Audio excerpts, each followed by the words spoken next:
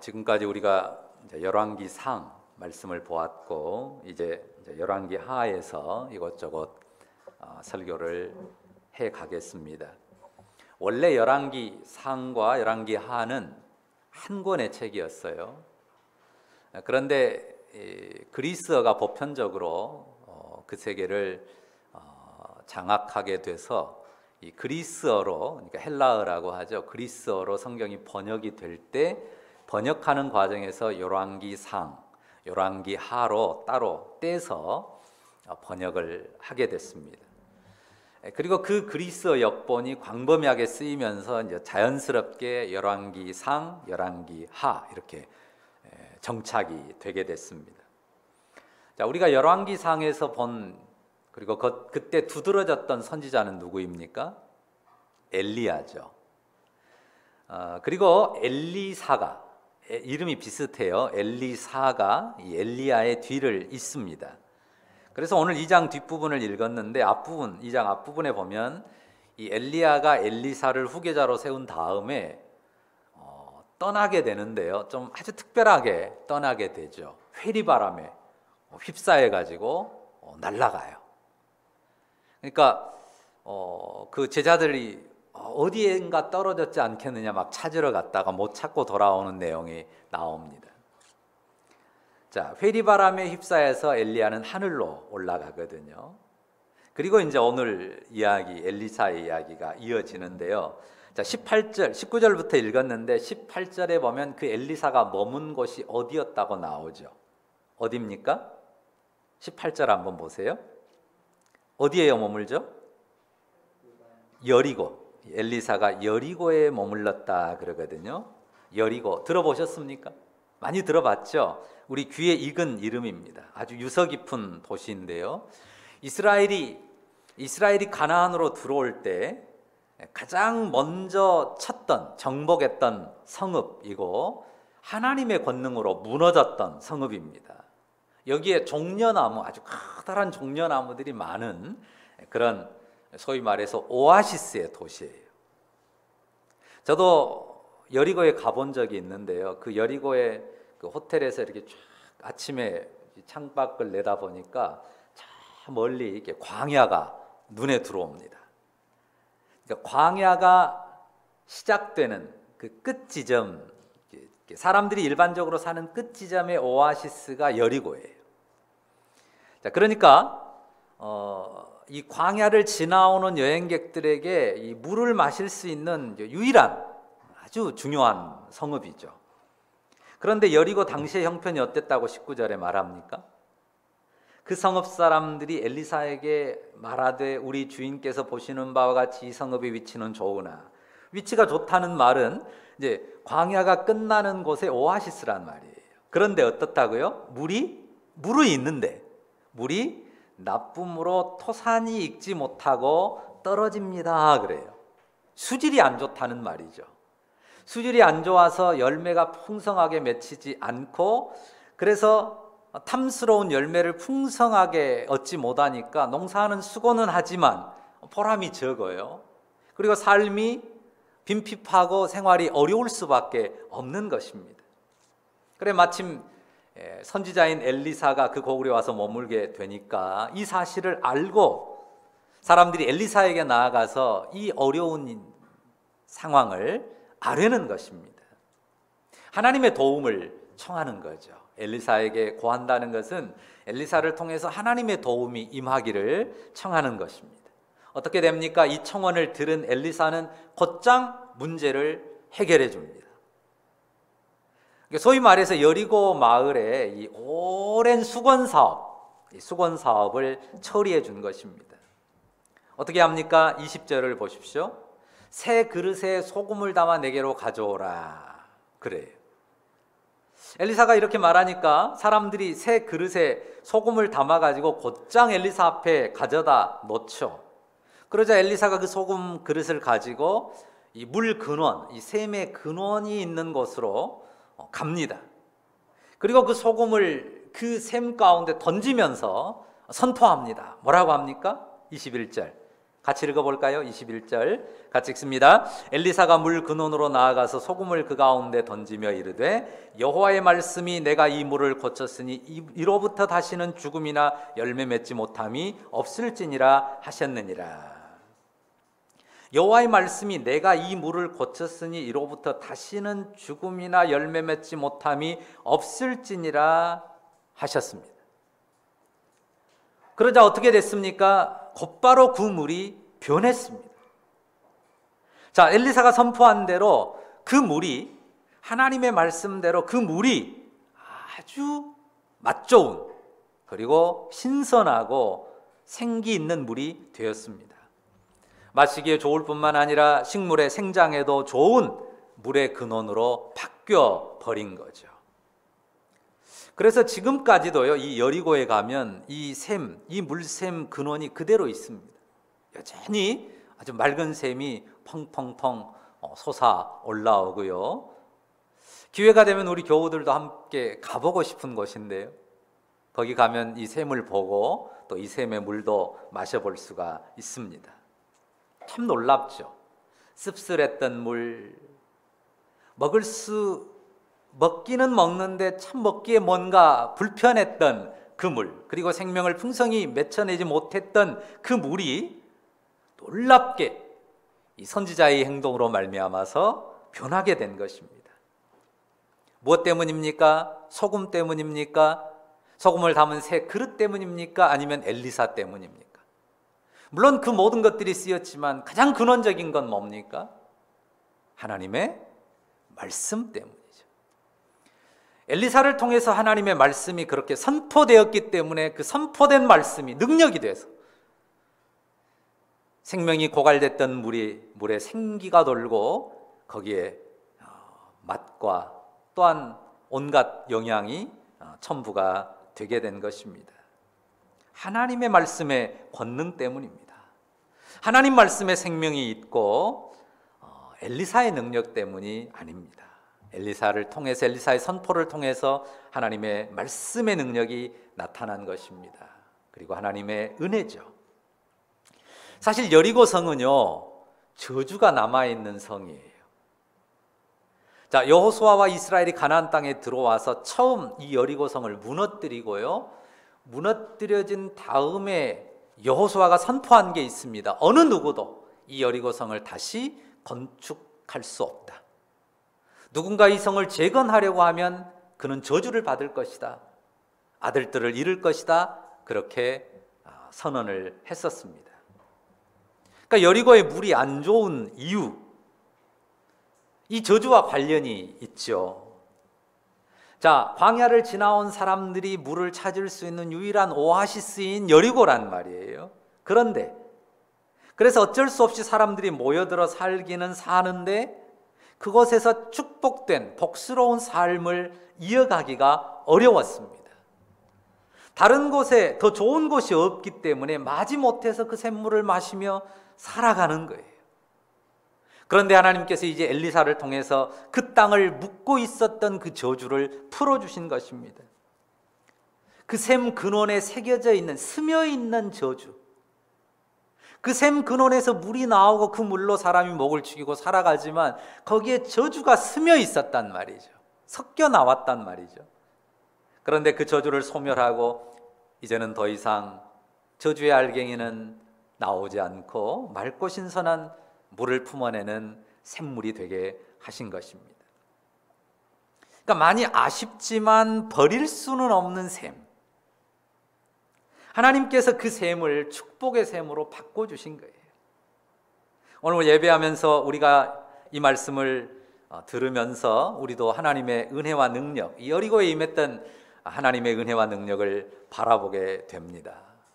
어떻습니까? 우리가 사는 세상도요, 우리의 삶도 마치 여리고의 샘물 같아요. 생명이 없는 건 아니에요. 분명히 생명이 있어요. 은총이 없는 게 아니에요. 삶에 이것저것 은총들이 있습니다. 사랑도 없는 게 아니에요. 사랑도 있습니다. 그런데 어때요? 뭔가 메말라 있고 어딘가 비어 있고 또 왠지 씁쓸한 그런 삶이란 말이에요. 뭔가 떨쳐버리고 새 것을 확 얻을 수 있으면 그걸 택하고 싶지만 어때요? 그렇다고 버릴 수도 없는, 그냥 마지못해서 붙들고 살아가는 그런 면이 참 많습니다. 그게 뭡니까? 그 인생 가운데 남아있는 이 저주의 알갱이들이에요. 저주의 파편들이라고 말할 수 있죠.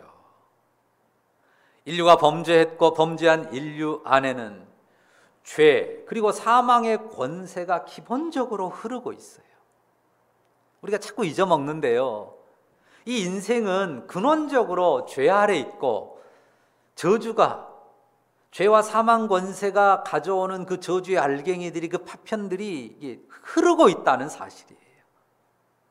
그것을 피할 인생이 없습니다.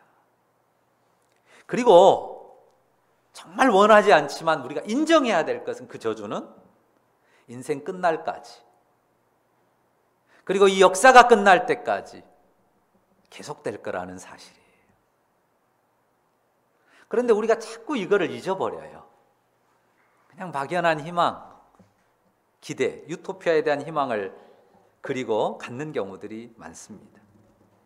죄의 싹, 죽음, 그리고 하나님의 공의의 보응은 분명 남아 있습니다. 그럼에도 불구하고 여기 이스라엘 가운데 엘리사를 통해서, 혹은 그 전에 엘리야를 통해서, 또 수많은 선지자들을 통해서 치유와 회복의 역사를 하나님이 나타내시는 것은 뭘 보여주는 거예요? 그 저주가 흐르는, 저주가 기본적으로 섞여서 고통당할 수밖에 없는 이 세상 가운데 하나님께서 치유와 회복의 역사를 주시기를 원하신다는 사실이에요. 그거를 보여주는 겁니다. 여리고의 저주의 셈을 축복의 셈으로 바꾸는 하나님의 은혜는요, 오늘 우리 가운데도 놀랍게 임하고 능히 우리의 삶에도 역사합니다. 우리의 삶에도 역시 저주처럼 느껴지는 것들이 많습니다. 삶의 풍성한 열매를 가로막는 고통의 요소들 없는 사람이 누가 있어요? 뭔가 내 삶이 이 부분만 해결되면, 또 이 부분만 좀 잘 되면, 이것만 좀 제거되면 내 삶이 풍성할 것 같다고 느껴지는 그런 저주의 요소들 누구나 가지고 있습니다. 어떤 씁쓸함이 있고 고통이 있습니다.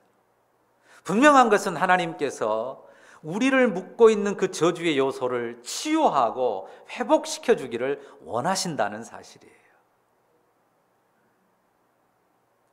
엘리사가 선포한 하나님의 말씀이 능력이 되지 않았습니까? 자, 엘리야나 엘리사, 또 수많은 선지자들이 있는데 그 모든 선지자들의 끝, 마지막에 온 참 선지자가 계시죠. 누굽니까? 하나님의 아들로서 육체를 입고 이 세상에 오신 우리 주님 예수 그리스도이십니다. 그분의 말씀이신 그분이 하나님의 말씀 자체이실 뿐만 아니라 그분의 말씀이 생명의 능력이 됩니다. 주 예수님의 진리의 말씀, 그 생명의 말씀이 예수님께서 친히 말씀하신 것처럼 우리로 하여금 생명을 얻게 하고 그 생명을 더 풍성히 누리도록 역사하십니다. 그분은 어떤 분입니까? 요한복음에서 말한 것처럼 양들을 위해서 자기의 목숨을 버리신 분이에요. 양들을 위해서 자기 목숨을 버리신 그 사랑으로, 그 선한 목자의 사랑으로 우리의 생에서 저주를 제하시기를 원하세요. 우리의 삶을 복된 샘물, 축복의 샘 근원으로 만드시기를 원하십니다. 예수님의 말씀을 받아야 하고 예수님을 영접해야 됩니다. 이미 예수님을 영접한 고백이 우리에게 있을 수 있습니다. 그렇지만 정말 예수님을 나의 삶의 구세주와 주인으로 내가 모시고 있는지 돌아봐야 됩니다. 여전히 내가 내 삶의 주인인 양 살아가려고 하는 그런 마음들이 우리 안에 많이 있습니다. 예수님을 구주로 모시고 주인으로 모시고 그분의 말씀을 따르고 순종하고 그분을 내 삶의 주로 모시고 살아가는 것입니다. 여전히 자신을 주인으로 삼아서 살고 주님의 말씀을 받고 그 말씀을 인격적으로 따르지 않으면요, 그 삶은 저주에서 벗어나기가 어렵습니다. 내가 왜 예수님을 믿고 교회도 다니는데 내 삶은 여전히 그 저주의 요소들이 벗어나지 않지라고 생각하는 경우들이 있어요. 주님을 온전히 주님으로 모시고 그분의 말씀에 온전히 순종하면서 그분에게 맡기고 나아가지 않는 그런 삶에는 여전히 저주로 인한 고통들이 있는 것입니다. 그분을 주인으로 모시고 그분 말씀을 받고 순종하면 그 말씀이 우리의 삶을 바꿉니다. 우리의 계산을 버려야 합니다.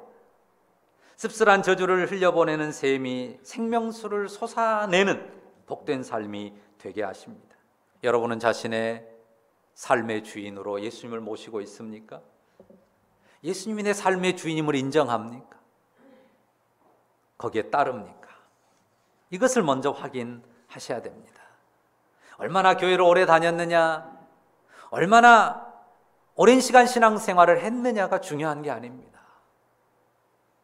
내 삶의 주인으로 예수님을 모시고 그분에게 굴복하며 그분의 말씀을 따르는가, 그분의 말씀이 능력으로 내 삶에 역사하도록 나를 내어드리는가, 매우 중요한 부분입니다. 여러분이 우리의 삶, 내 삶이 정말 축복의 물줄기를 흘려보내는 그런 축복의 삶이기를 원한다, 기대하는 거요? 좋습니다. 그런 기대를 해야 돼요.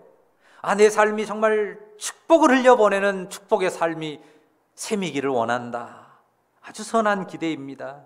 내 삶에서 씁쓸한 열매들이 제거되기를 바라고 복된 열매들이 맺히기를 바라는 것, 그 풍성한 열매들로 이웃을 또한 축복하기를 바라는 것, 귀한 소망이고요. 우리가 그 소망을 가지고 기도해야 됩니다.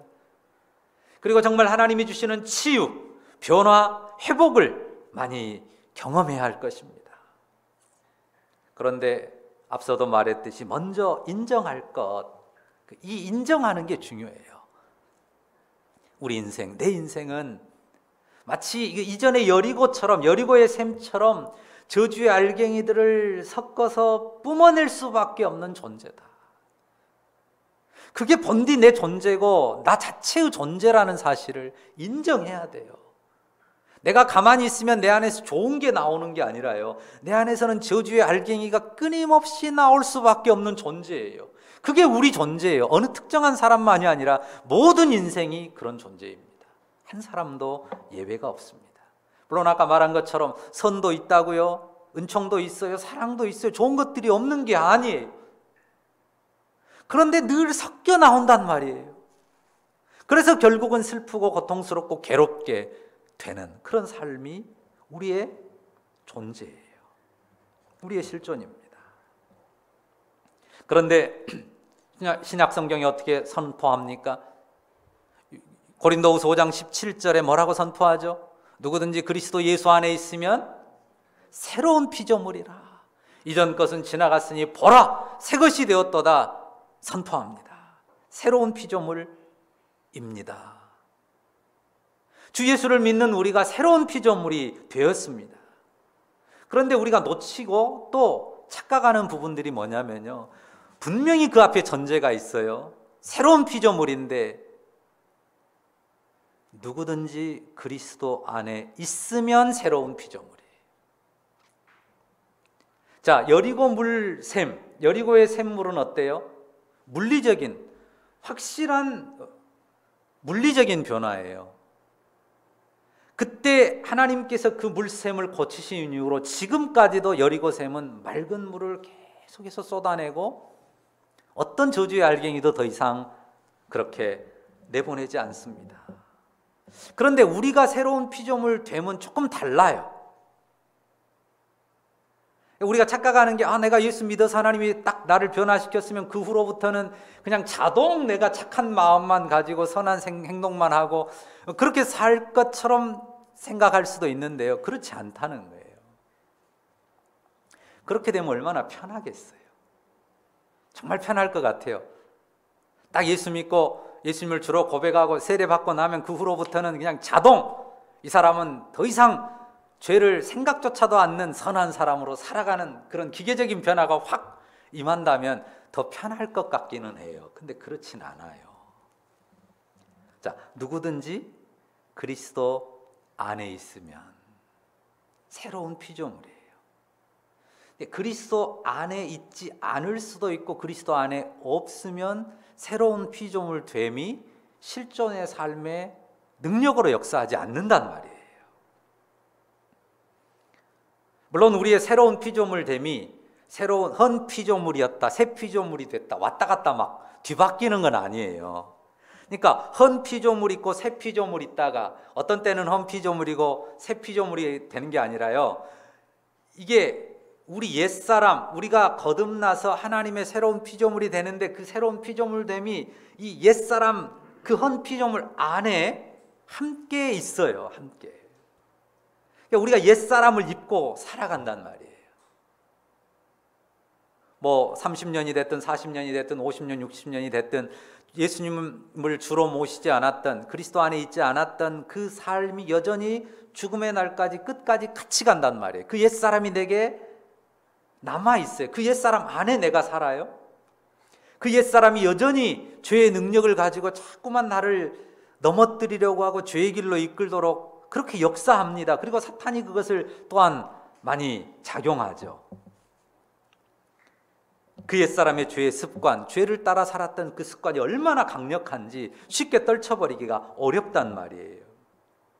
그런 죄의 옛사람을 우리가 입고 살아가요. 그 옷을 내가 입고 있어요. 죽을 때까지 못 벗어요. 그런데 내가 그리스도 안에 있으면, 새로운 피조물, 하나님의 사람으로 능히 살아가게 됩니다. 그리스도를 믿고 그와 연합하고 그분 안에 있는 인격체로 내가 살아갈 때 그분의 생명을 누리고 그분의 생명에서 나오는 그 생수를 흘려보내고 그 생수의 열매를 맺을 수가 있다고 하는 사실입니다. 그러니까 단순하게 생각하시면 안 돼요. 내가 믿었고 단순히 믿었다고 하는 옛 기억만 가지고 믿었는데 왜 하나님이 이렇게 쫙 안 해주시지? 이렇게 생각할 게 아니에요. 분명히 우리가 옛사람 안에 사는데 그 옛사람 안에서 그리스도를 모시고 그리스도 안에 살아요. 그러면 옛사람이 나를 지배하는 게 아니라 그리스도 안에 있는 그 새 사람의 능력, 새로운 피조물로 이전 것에 묶이지 않는 능력의 사람으로 사는 거예요. 그런데 그게 아니면 그냥 나 예수 믿었는데 나 교회 다니는데 하는 그런 기억 속에서만 살면요, 옛사람의 실존이 나를 지배해요. 그래서 새 사람의 능력이 전혀 나타나지 않습니다. 기쁨도 없고 생명도 없고 소망도 없고 그냥 여전히 저주의 알갱이들에 휘둘려 살아가기 쉽습니다. 그리스도로 말미암은 생명샘이 주 예수를 믿는 여러분 안에 임하여 있는 줄로 믿습니다. 그리스도 예수를 믿고 그 주님을 내 구주로 모셨으면 그리스도 안에 있는 그 생명의 샘이 우리 영혼에 들어와서 활동해요. 문제는 그 그리스도 안에 있는 생명의 샘이 우리 안에서 생명수를 풍성히 흘려보내도록 우리가 그리스도와 연합하여 있고 그리스도 안에 있고 그리스도와 함께 사는 겁니다. 그리스도 안에 있는 그 생명샘에 대해서 한 가지 질문을 해보고 싶어요. 그 샘이요, 색깔이 있습니다. 무슨 샘물이 색깔이 있어요? 맑은 물인데 무색이죠. 근데 그리스도 안에 있는 생명샘은 색깔이 있어요. 특히 시작할 때 색깔이 있어요. 뭡니까? 여러분이 다 아시는데 무슨 색이에요? 붉은색이죠. 그 맑은 샘물은 맑은 샘물이라면 무색이지만 그리스도 안에 있는 생명샘의 기본적인 색은 붉은색입니다. 왜죠? 그리스도의 십자가 보혈로 터뜨려진 샘이기 때문에 그래요. 그냥 생명이 막 솟아나오기만을 기대하시면 안 돼요. 보혈로 씻어야 돼요. 우리 주님이 십자가에 흘리신 보혈로 주님 내가 이 죄를, 이 어둠을, 이 저주를, 이 고통을 주님 씻게 해주십시오. 십자가 보혈 앞에 우리의 죄와 어둠과 실망과 실패와 고통을 내려놓고 주님의 피로 씻어주십시오. 이 씻음의 과정이 필요하고 그 씻음이 출발이에요. 그 씻음이 없이는 그 맑은 샘의 생명, 그 풍성함 누릴 수 없다는 말이에요. 그냥 주님의 샘이 심어졌으니까 주님 생명만 막 퍼뜨려 주십시오. 먼저 주님의 샘에서 씻어야 돼요. 주님의 보혈로 내가 이런 죄인입니다. 내 안에 이런 죄가 있습니다. 이런 어둠이 있습니다. 이런 슬픔이 있습니다. 이런 고통이 있습니다. 주님 씻어주세요. 주의 보혈로 씻어주심을 믿고 그 씻음 안에서부터 출발하고 그 주님과 함께 살아가기로 결심하고 주님을 의지하면 그 생명의 샘에서 우리가 하늘의 은혜를 덧입는 거예요. 그리스도 안에 있음, 그리스도 안에 있는 새로운 피조물이라고 하는 것을 무슨 물리적이고 기계적인 순간의 변화로 생각하시면 안 돼요. 인격적인 과정입니다. 우리가 주님 앞에 설 때까지 계속되는 인격적인 과정이에요. 끊임없이. 왜냐하면 옛사람이 끊임없이 우리 가운데 역사하고 우리를 휘둘려 우리를 넘어지게 하고 죄 가운데 빠지게 하고 실망과 좌절과 어둠 속에 절망하게 만들 거거든요. 그럴 때마다 주님의 보혈의 샘에 나가서 죄와 실망과 고통, 그 모든 저주들을 씻어내고 다시금 주님과 함께하는 그 생명이 우리 가운데 흐르도록 주님을 바라보고 나아가는 것입니다. 그것이 그리스도 안에 있음의 실존이고 새로운 피조물로 살아가는 우리의 실존입니다. 그 안에서 하나님께서 우리의 이전에 저주로 씁쓸했던 삶의 열매들이 하나님의 은혜로 풍성한 생명의 열매를 맺는 그런 삶으로 바꾸실 것을 믿습니다. 그 믿음으로 우리가 살아가는 것입니다. 우리 삶의 음울한 저주의 알갱이들을 점점 털어내고 우리가 밝은 빛과 풍성한 생명으로 나아가게 될 것입니다. 오늘 우리가 그 믿음 안에서 하나님 앞에 예배하는 거예요. 하나님은 그런 능력으로 우리의 삶에 역사하기를 원하십니다. 그리스도 안에서 새로운 피조물로 축복의 샘을 터뜨리고 흘려보내는 그런 복된 사람들로 살아가는 우리의 남의 지체들, 하나님의 백성들 다 되시기를 주의 이름으로 축원합니다. 기도하십시오. 사랑의 주님, 하나님의 거룩하심 앞에 저주를 받고 저주의 열매들로 씁쓸하게 살아갈 수밖에 없는 우리 인생임을 다시 한번 깨닫고 고백합니다. 그러나 주 예수님 오셨고 인생을 저주로부터 어둠으로부터 건져내고 속량하기를 원하셨을 때 십자가에 피 흘리시고 그 피로 생명의 샘을 삼아 우리가 보혈의 샘에서 씻고 정결함을 입고 거룩함을 입고 하나님 앞에 서서 생명수를 터뜨리는 복된 삶으로 축복의 샘으로 살아갈 수 있도록 이끌어 주셨으니 감사합니다.